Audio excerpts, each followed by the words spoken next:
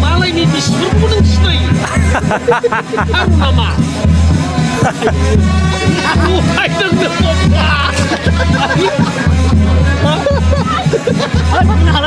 मा नोंनि हिनजाव साबसिना बे साबसिन साइ दं खिन्थु बियो गासैबो साबसिनफ्रा होमबा गासिबो लाजोबगोन नामा नों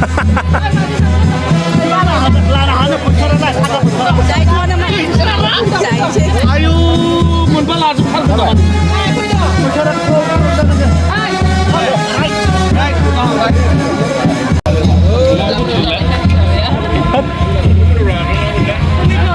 सार आलफ्रेडनि हाबायाव मा मा बेदर जाखो?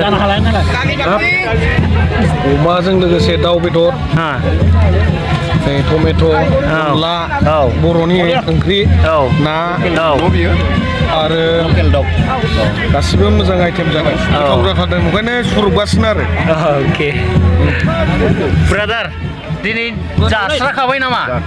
होखाबाय आदा आलफ्रेडआ बोरायबाय जास्राखाबाय नामा? लकेल दाउ ना अनेक गोथाव माबायदि जोंनि गामिनि संनाय ना बरिया माबा नांबावगोन नामा? दङ नै नोगोद डेन्जार गोथाव जाथ्र'नो हायाखिसै आलफ्रेडनि हाबायाव थिग जाखा बिराद गोथाव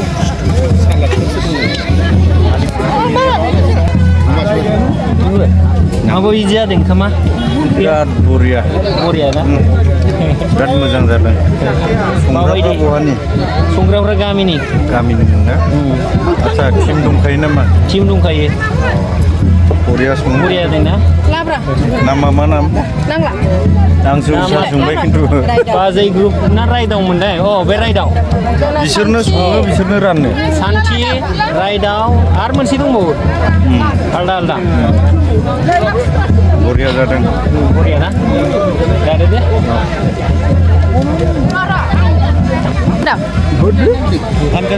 माबायदि जादों ओंखामा? बरिया जाथारदों देग्लाय साबसिन जादों माबायदि बिहामजोफ्रालाय? बिराद नायनो मोजां बेंटलनि होनदों नामा? बेंटल मिसन खाथिनि जोंनि खुरमा जोंनि बिहामजोनि बिजामादैनि खुरमा मोजां जादों माबायदि जादों ओंखामा? बरिया एसे गोथाव सारालाय कालसारनि गोथावनिसो एसे सालदा दालि नांगौ ना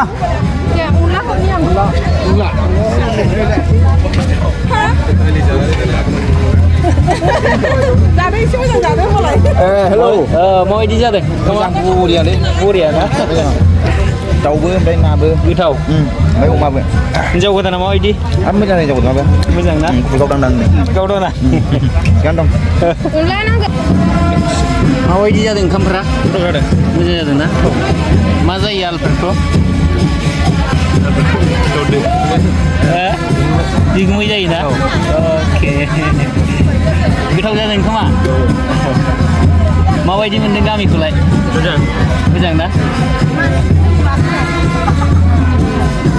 God bless you.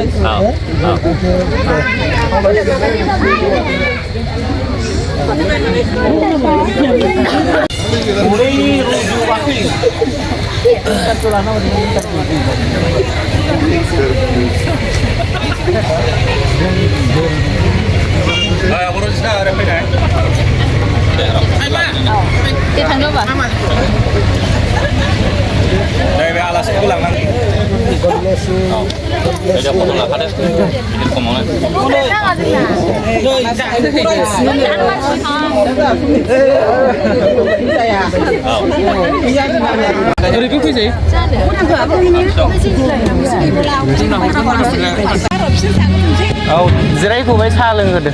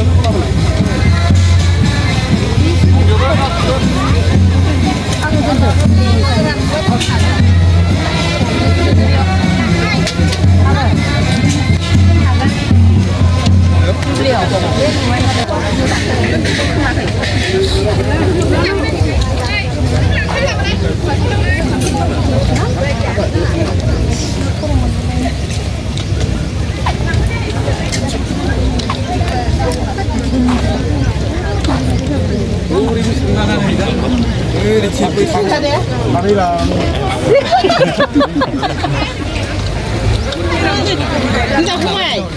Phải khởi. Ổn thấy. Ở địa bàn này.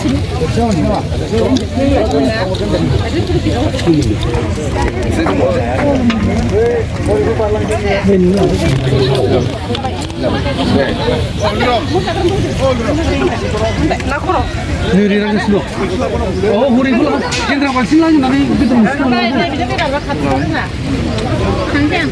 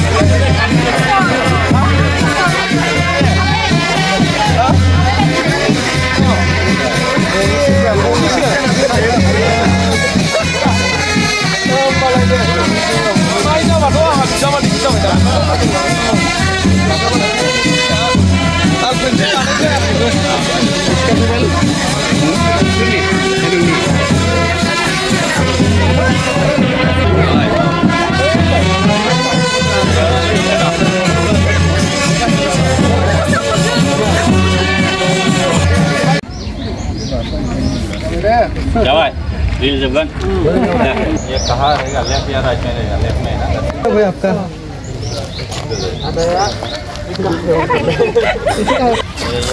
ऐसा ऐसा सब लोग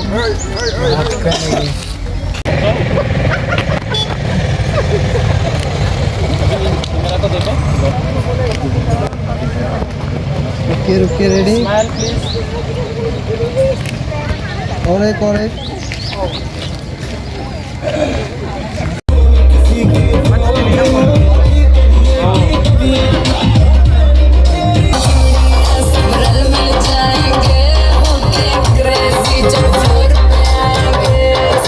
जिसके लिए लगे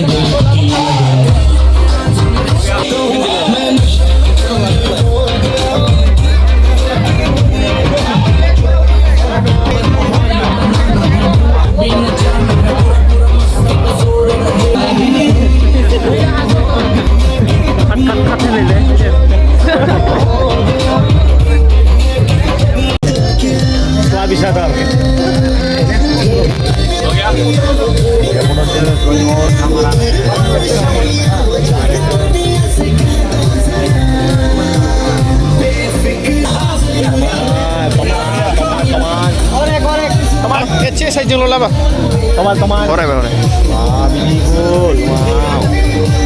Beautiful. Relax. Beautiful. Perfect. Next. Kid. Sida na beda, ini mau beda. Wow, walking. Wow, hai tay lagi relax. Wow. Beda.